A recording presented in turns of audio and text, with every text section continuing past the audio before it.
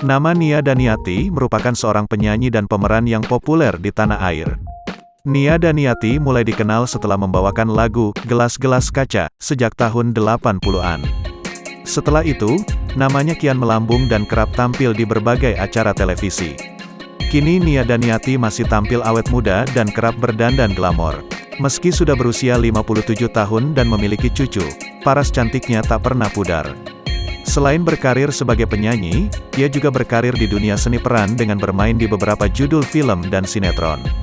Nia menikah dengan Muhammad Hisham, warga negara Brunei Darussalam, pada tanggal 25 September tahun 1991 di Jakarta. Dari perkawinan mereka lahir seorang anak pada tanggal 20 Februari tahun 1992 bernama Olivia Nathania. Mereka bercerai pada tahun 1993.